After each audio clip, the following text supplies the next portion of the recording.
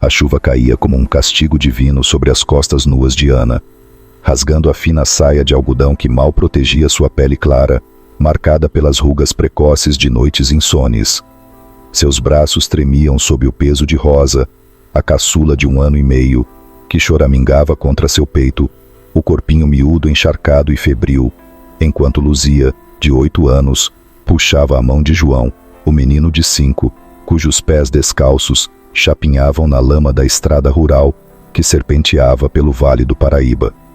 O trovão ribombava como o estalo de um chicote no ar úmido, iluminando por um instante o rosto de Ana, marcado pela exaustão e pelo terror de uma mãe que via sua família se desfazer sob o dilúvio de março de 1855.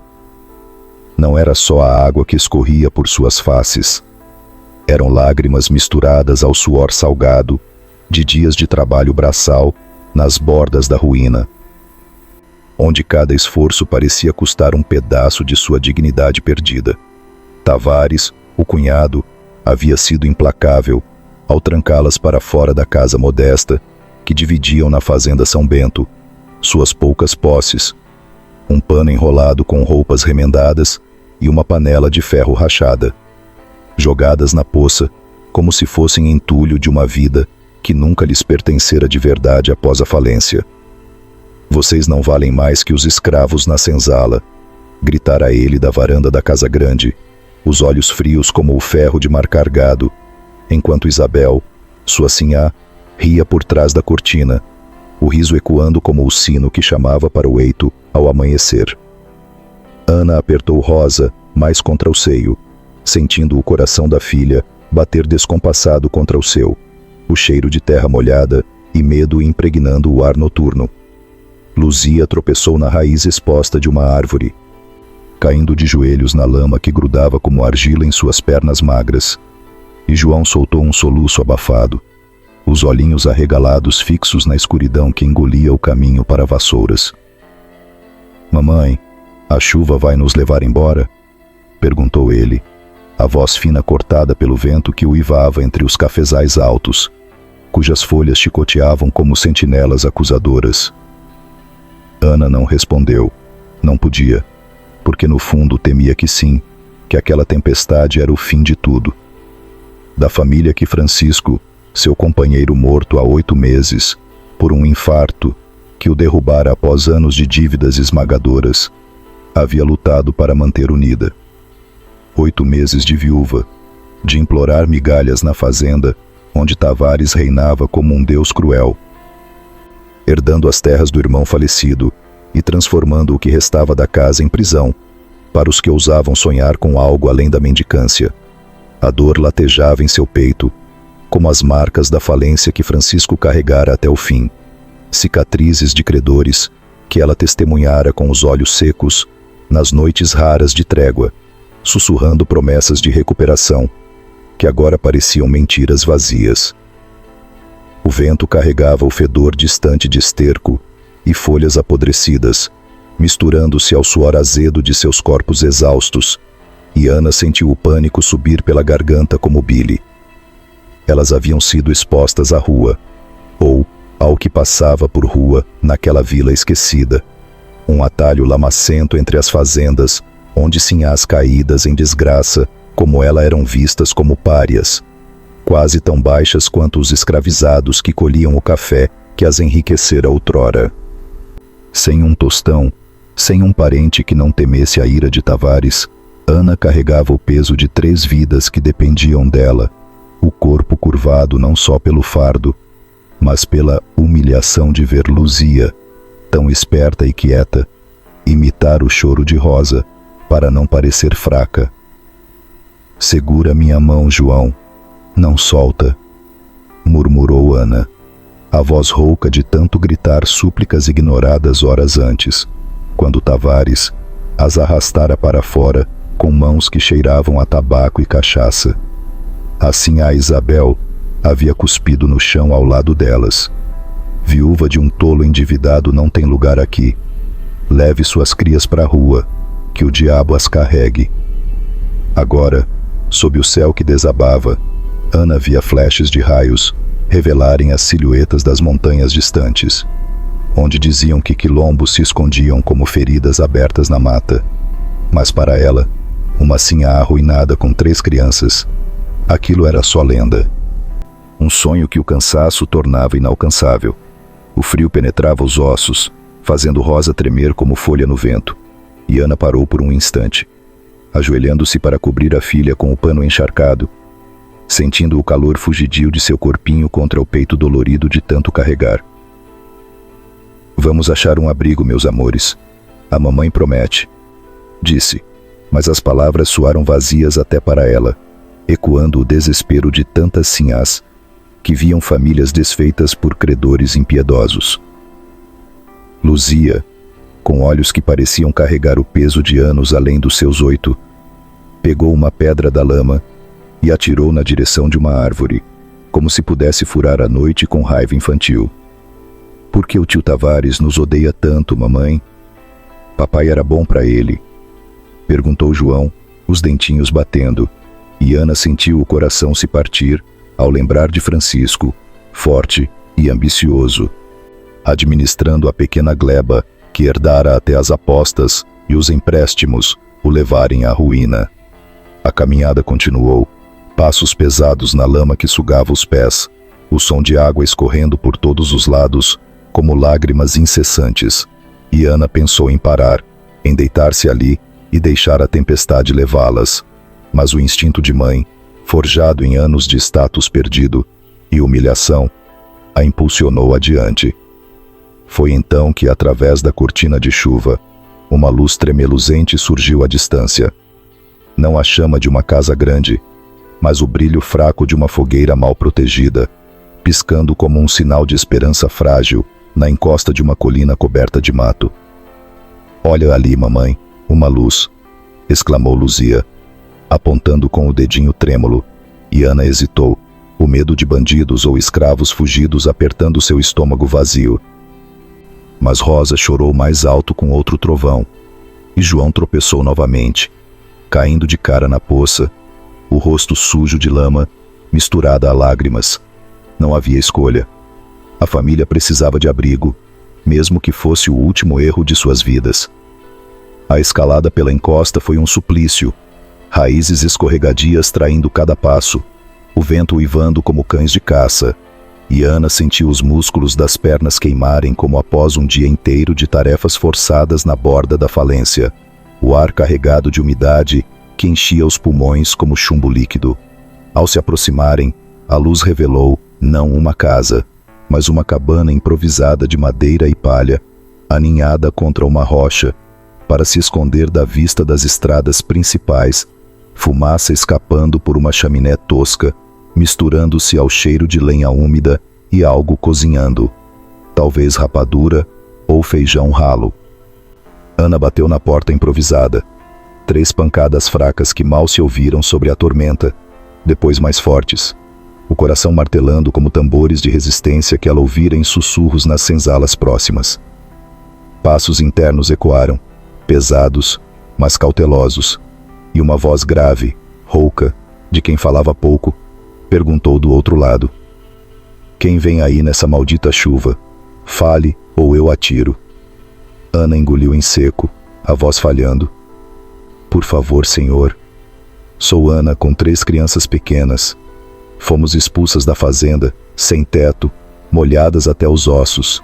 Não queremos mal, só um canto para passar a noite."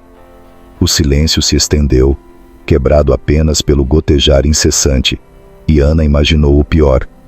Um bandido solitário, ou pior, um fugitivo perigoso, pronto para expulsá-las por invasão.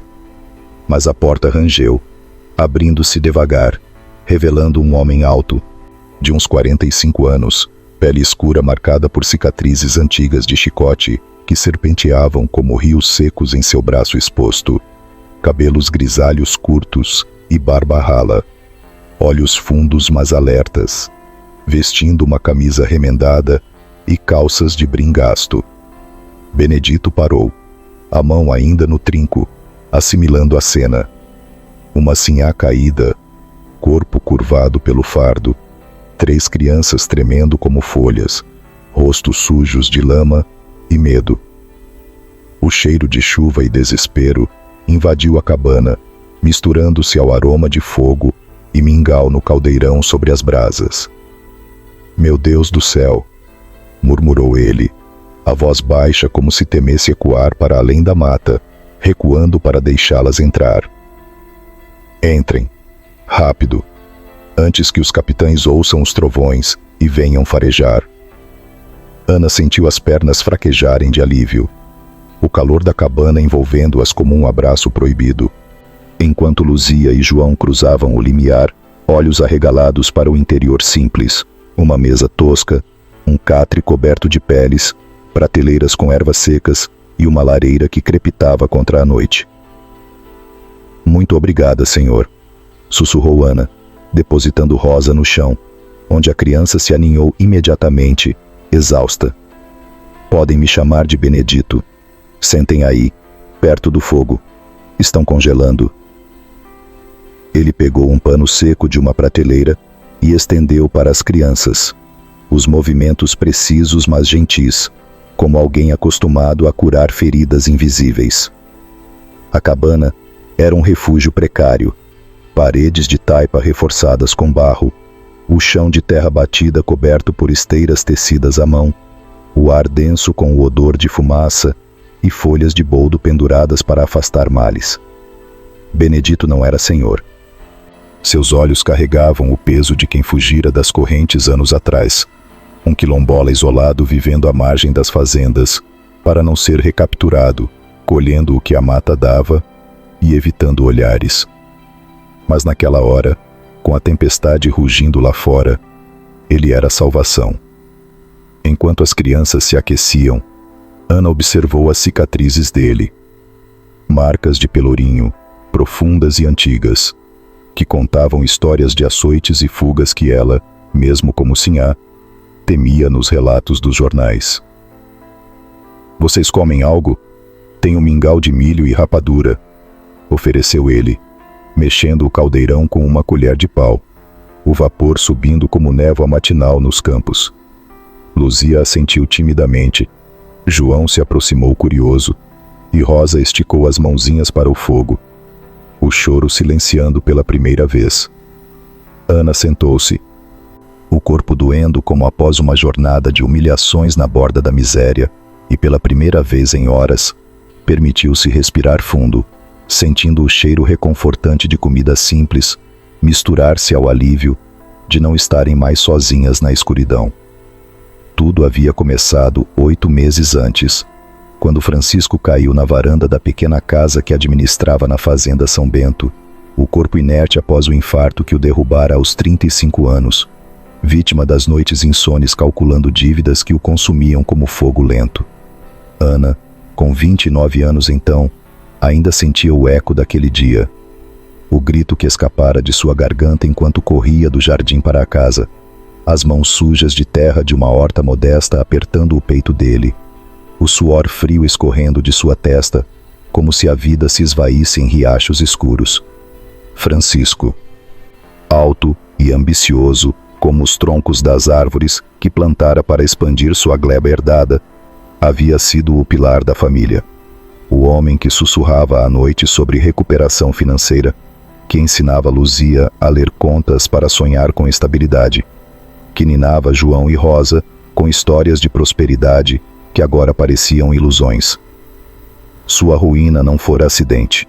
Anos de apostas em jogos de cartas com mercadores vizinhos e empréstimos para comprar mais terras o levaram à falência, vendendo tudo aos credores impiedosos que batiam a porta como cobradores de almas. Como sinhá de uma casa modesta, Ana herdara apenas o título vazio de viúva, sem terras ou ouro, dependendo da caridade do cunhado Tavares, que assumira a fazenda maior e a forçara a viver nas dependências, tratando-a como uma parente pobre. Luzia, de 8 anos, já ajudava nas tarefas domésticas, suas mãozinhas calejadas lavando pratos que outrora eram de porcelana fina. João, de 5, corria pelo quintal, aprendendo cedo o medo da pobreza. E Rosa, a caçula, Mal andara quando Francisco partira, seus balbucios ecoando vazios na casa úmida que apodrecia. A pressão crescera. Tavares, invejoso da herança dividida que Francisco recebera do pai, vira oportunidade na falência do irmão, incorporando as terras restantes e transformando a casa em armazém para o café. Você é jovem, pode casar de novo e esquecer essa miséria, dizia ele com frieza, enquanto Isabel, sua esposa, zombava das roupas remendadas de Ana. 8 meses de viúva, de Ana costurando para vizinhas sinhás que pagavam em migalhas, o salário irrisório mal cobrindo o pão para as crianças. Luzia, esperta além da idade, ouvia os sussurros dos escravizados na senzala adjacente, sonhando com a liberdade que sua família perdera no papel. João, cheio de energia, colhia frutas caídas para ajudar, seus olhinhos curiosos questionando por que o papai não voltou com o dinheiro. E Rosa, frágil como uma flor murcha, dependia do leite ralo que Ana implorava. O incidente incitante veio naquela tarde de sexta, quando Ana retornou de um dia exaustivo bordando para uma comadre, encontrando suas posses na calçada enlameada. Tavares, de pé na porta com expressão dura, anunciou: "A casa está alugada para um feitor novo. Não podemos mais bancar sua preguiça." "Mas Tavares, são seus próprios sobrinhos", suplicou Ana, segurando Rosa no colo, enquanto Luzia e João se escondiam atrás dela, assustados com o tom que ecoava os gritos de credores passados. "Para onde vamos?" "Isso não é mais problema nosso", retrucou Isabel, fechando a porta com um estrondo que ressoou como um martelo de um leilão. O céu escureceu, a chuva iniciando como lágrimas de julgamento divino. E Ana, sem escolha, pegou a mala velha e as crianças, iniciando a caminhada pela vila de Vassouras, onde sinhás como ela, caídas em desgraça, eram vistas com pena fingida ou desprezo aberto. A pressão das dívidas de Francisco ainda pairava como uma sombra. Ele perdera a gleba em uma noite de cartas, apostando tudo em uma mão ruim contra mercadores de café, os papéis de venda rasgados em fúria, após o infarto que o matara dias depois, deixando Ana com nada além de memórias de uma vida que desmoronara como castelos de areia.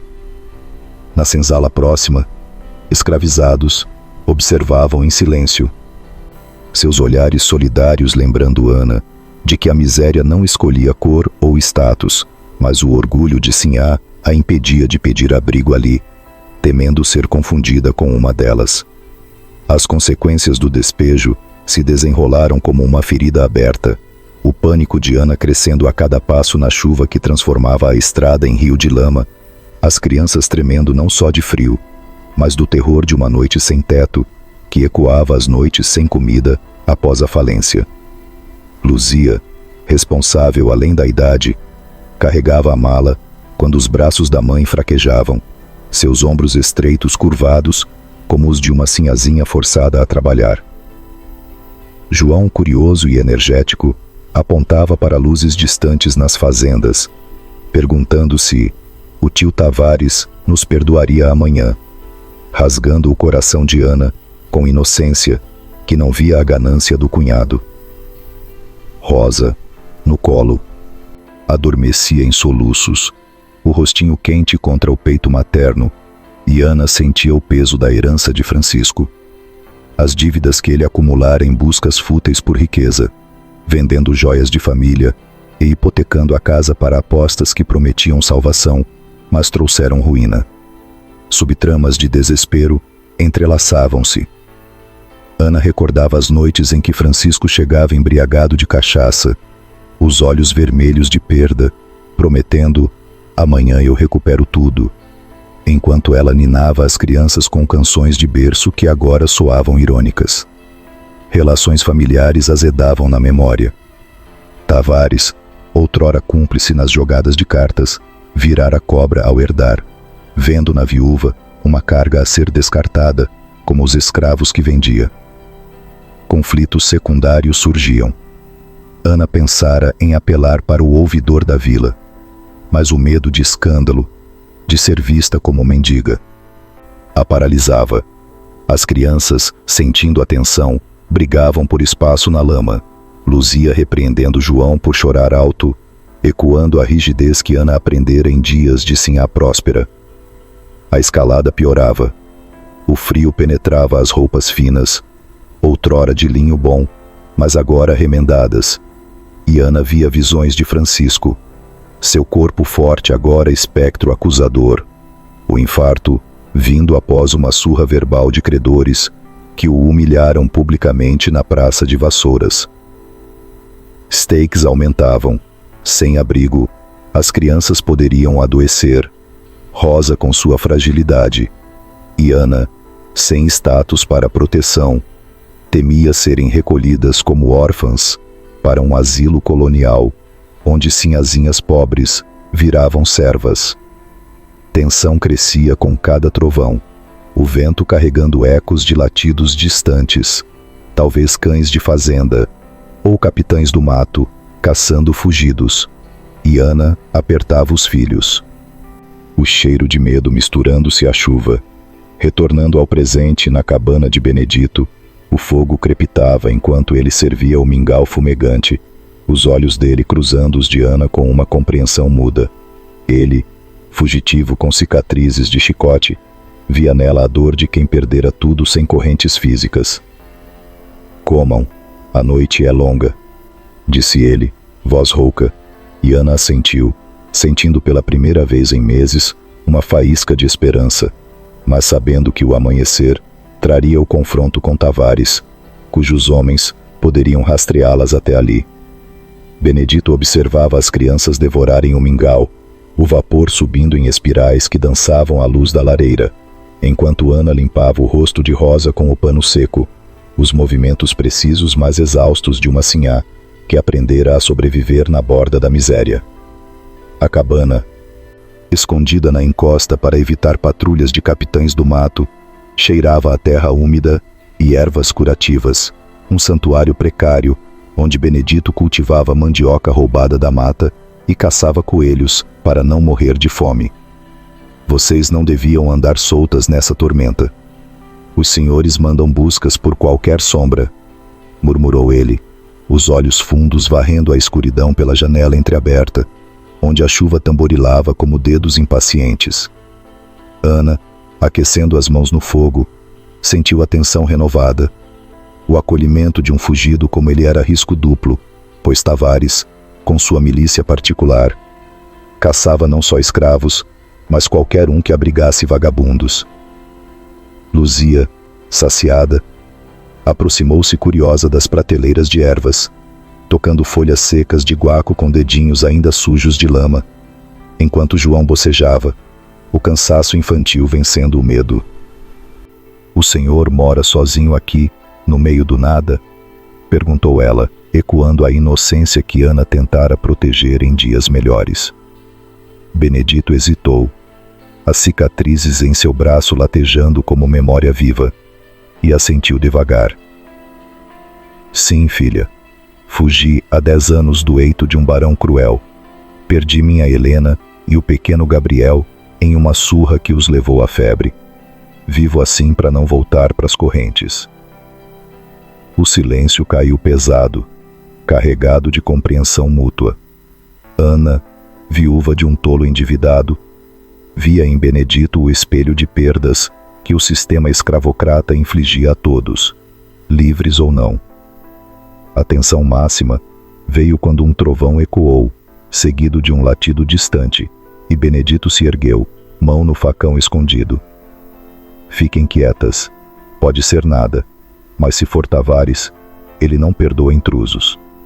Ana apertou as crianças contra si, o coração disparado, sabendo que a decisão de ficar ali selava um destino entrelaçado, salvação ou captura, mas pela primeira vez, não sozinha na escuridão.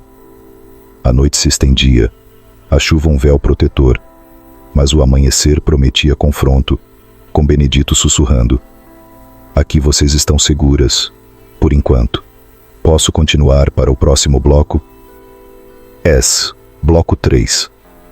O clímax irrompeu com o primeiro raio de sol filtrando-se pelas copas das árvores na encosta da cabana, tingindo de dourado a mata úmida, onde orvalho ainda perlava as folhas de café bravo. O ar fresco da manhã carregado de umidade e o cheiro terroso de terra revivida após a tormenta, mas também impregnado pelo fedor acre de fumaça de fogueiras acampadas na base da colina, onde Tavares reunira reforços. Meia dúzia de feitores armados com espingardas, cães soltos e cordas grossas para capturas, seus gritos ecoando como chamados de caça, enquanto galopavam pela trilha lamacenta. A situação atingia o ponto crítico quando o batedor da noite anterior, um homem magro de olhos evasivos que servia Tavares por migalhas de alforria prometida, apontou a tocha apagada para a cabana camuflada, revelando sua posição como um traidor que vendia sombras por segurança. E Benedito, acordando sobressaltado com o som de cascos, agarrou o facão enferrujado que mantinha afiado com pedras da serra. Seu corpo tenso, posicionando-se na porta como barreira viva, as cicatrizes latejando com a memória de fugas passadas, onde um segundo de hesitação custara vidas. Ana, com Rosa apertada contra o peito, acordou em pânico, o coração disparado ao ver Luzia e João encolhidos no catre, os rostinhos pálidos de terror, enquanto o barulho se aproximava. O instinto de mãe transformando o medo em fúria, e ela sussurrou para Benedito: "Não os deixe levar minhas crianças. Francisco morreu por menos que isso." Não havia mais volta. A porta rangeu sob os primeiros socos, a voz de Tavares trovejando do lado de fora como um chicote no ar. "Abram, malditos! Essa terra é minha, e tudo que abriga nela também." E Benedito, com um olhar que selava o pacto de proteção, escancarou a porta, enfrentando o cunhado de Ana com o peito erguido, o sol batendo em seu rosto escuro, marcado por anos de senzala, transformando o fugitivo solitário em guardião de uma família que o adotara na escuridão da noite. O confronto principal se desenrolava em ondas de tensão e ação. Tavares, desmontado com cartola torta e revólver na mão, ordenou aos feitores avançar, os cães rosnando com presas à mostra, saliva pingando na terra. Mas Benedito ativou a armadilha na trilha. Cipós esticados que derrubaram 2 homens, seus gritos misturando-se ao caos, enquanto os outros disparavam tiros que ecoavam pela encosta, balas raspando a madeira da cabana e enviando lascas voando, como estilhaços de esperança partida. Ana, das sombras, gritou para Luzia cobrir os ouvidos de João e Rosa, o barulho ensurdecedor como o infarto de Francisco ecoando em sua memória, e emergiu com uma panela de ferro na mão, pronta para defender o que restava de sua dignidade, o peso da ruína familiar, impulsionando-a a golpear um feitor que se aproximava, o impacto surdo ecoando sua raiva contida por meses de humilhação. Viradas dentro do clímax, pipocavam. Um dos feitores, um jovem relutante forçado por Tavares, hesitou ao ver as crianças, murmurando: "Deus me perdoe", antes de ser chicoteado pelo chefe, para avançar, adicionando camadas de humanidade ao caos. Enquanto Benedito, ferido por um tiro de raspão no ombro, que sangrava quente e pegajoso, enfiou o facão na corda de um cão, libertando o animal que virou contra os agressores em fúria cega. Emoção devastadora se misturava à ação. Ana confrontou Tavares diretamente, parando a 10 passos dele com Rosa nos braços, os olhos flamejando como nunca em suas noites de viúva. "Você matou Francisco com suas dívidas e agora quer minhas crianças? Vá pro inferno, cunhado."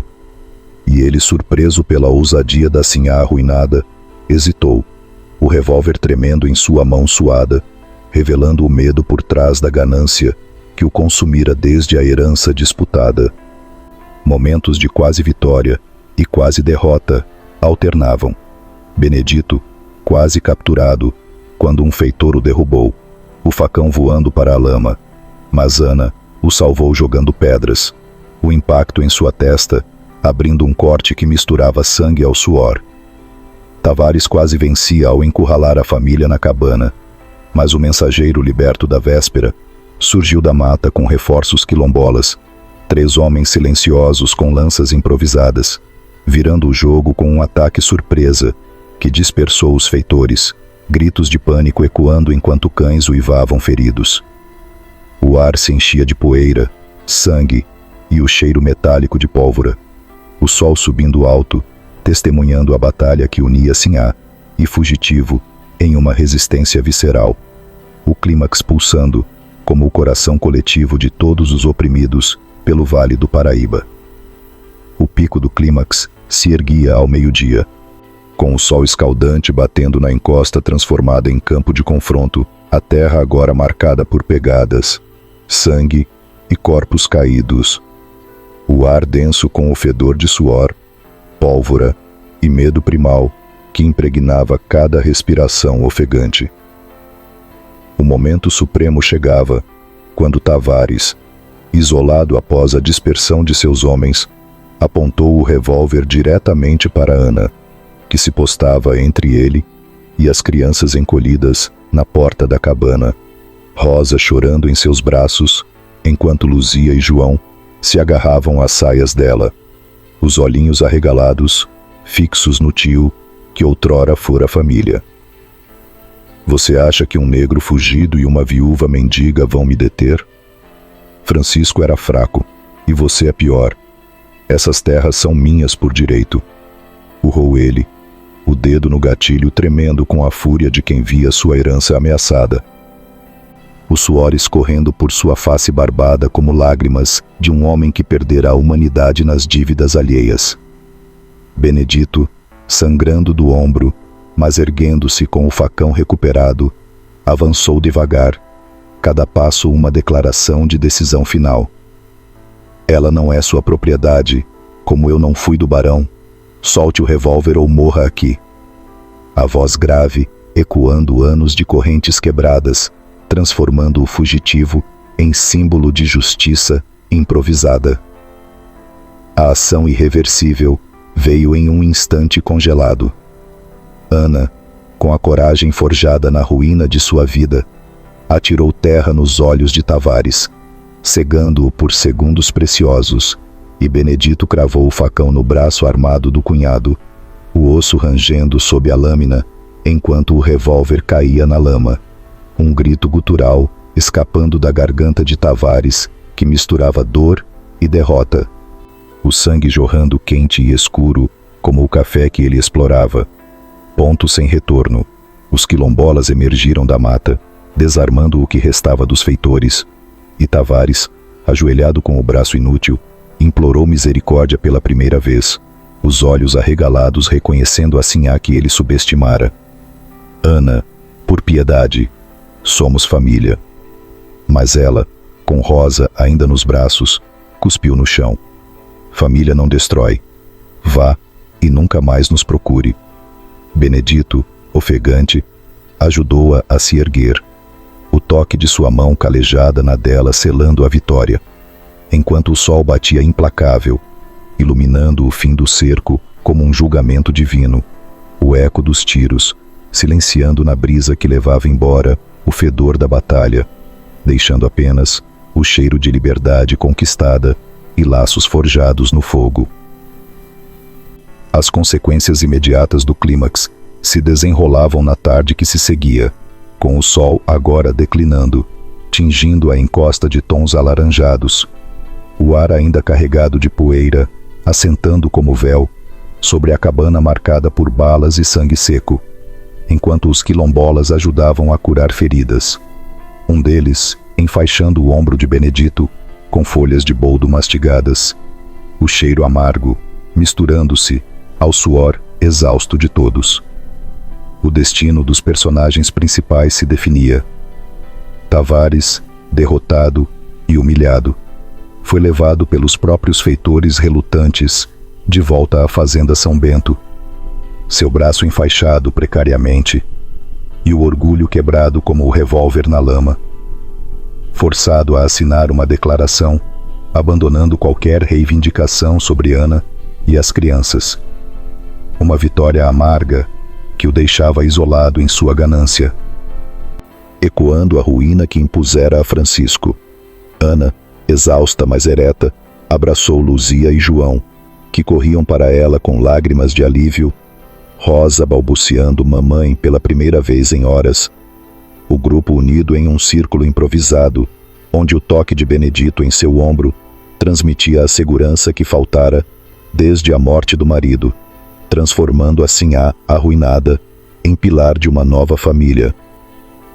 Resolução do conflito central ocorria. Com a ameaça de Tavares neutralizada, os quilombolas ofereceram passagem segura para um assentamento mais ao sul, mas Ana e Benedito optaram por ficar na cabana, reforçando-a com ajuda. O abrigo agora lar, em vez de esconderijo, o eco da batalha, servindo como lição de que a superação vinha da união, improvável entre classes divididas pela escravidão. O ouvidor da vila, alertado pelo mensageiro liberto, chegaria dias depois para validar a liberdade de Ana, declarando-a dona das poucas posses resgatadas da fazenda, um fechamento legal que curava as feridas da falência de Francisco, sem romantizar o custo humano da jornada. A resolução de subtramas fechava as linhas abertas com delicadeza, o entardecer trazendo uma calmaria, onde pássaros voltavam a cantar na mata, o ar fresco carregado do cheiro de flores silvestres que brotavam após a chuva, simbolizando o renascimento. O destino de personagens secundários se amarrava. Os quilombolas, liderados pelo mensageiro que se revelara primo distante de Helena, partiam ao anoitecer com promessas de aliança futura, deixando ervas e ferramentas como gratidão. Seu líder apertando a mão de Benedito em reconhecimento de uma resistência compartilhada. Luzia, marcada pela batalha mas fortalecida, ajudava a limpar a cabana, encontrando uma moeda velha de Francisco no pano das posses, um talismã que a fazia sorrir pela primeira vez em dias. João, com arranhões nos joelhos da fuga para a mata durante o confronto, contava a história da vitória do tio Benedito para Rosa, transformando o trauma em lenda familiar. E o feitor relutante, capturado mas poupado, jurou lealdade a Ana ao ser libertado, prometendo testemunhar contra Tavares no tribunal colonial, uma ponta solta, amarrada em redenção sutil. A amarração de pontas soltas fluía naturalmente. A subtrama da atração entre Ana e Benedito se concretizava em um abraço ao pôr do sol, os corpos se encontrando com urgência contida, o beijo sugerindo intimidade profunda, onde o luto de viúva se misturava ao afeto novo, sem pressa, mas com a promessa de noites compartilhadas. A memória de Francisco se fechava quando Ana enterrou a moeda perto da cabana, sussurrando uma despedida que liberava o fantasma das dívidas, permitindo que ela visse em Benedito um parceiro de futuro, não substituto. Conflitos menores, como o medo de recaptura de Benedito, resolviam-se com a notícia de que o Quilombo Sul aceitara sua história como lenda, oferecendo proteção indireta, enquanto a vulnerabilidade das crianças se transformava em rotina de aprendizado. Luzia colhendo ervas, João ajudando em armadilhas, tecendo uma tapeçaria de normalidade após o caos. A resolução emocional completava a jornada, com a noite caindo suave sobre a encosta, estrelas pontilhando o céu como testemunhas silenciosas, o ar agora puro com o cheiro de lenha fresca na lareira da cabana restaurada, onde o grupo se reunia em torno de uma refeição simples de mandioca e carne de coelho. O estado emocional final dos personagens brilhava em transformação. Ana, outrora curvada pela ruína e luto, erguia o queixo com uma serenidade conquistada, abraçando Rosa, enquanto contava histórias de Francisco não mais como tragédia, mas como lição de ambição falha, seu coração abrindo-se para Benedito em uma intimidade sugerida pelo toque de mãos entrelaçadas, o calor dele curando as noites frias de viúva. Benedito, marcado por perdas como Helena e Gabriel, encontrava paz no riso das crianças. Seu sono agora sem pesadelos, o peso das cicatrizes aliviado pela família que o escolhera, transformando o fugitivo em provedor. As crianças, de Luzia, João e Rosa, exibiam resiliência infantil. A menina sonhando com escolas no quilombo, o menino brincando de herói com gravetos, a caçula engatinhando segura. O trauma da separação e batalha, dando lugar a uma infância improvisada na mata. Transformação completada, ecoava na lição aprendida. A superação não vinha de status ou herança, mas de laços forjados na adversidade, onde Sinhá e Quilombola dissolviam barreiras em união. Uma reflexão sussurrada por Ana ao fogo. Francisco lutou sozinho e perdeu. Juntos, vencemos. A jornada de miséria, a esperança se fechava em harmonia, o crepitar das chamas pontuando o silêncio restaurado. O final escolhido, esperançoso como o tom original de superação familiar, se desdobrava nos dias seguintes, com o sol da manhã iluminando a cabana agora expandida com uma varanda tosca, o ar vibrante, com o zumbido de abelhas em flores de café que brotavam nos arbustos próximos, simbolizando um recomeço concreto no coração do Vale do Paraíba de 1855. Liberdade conquistada se materializava.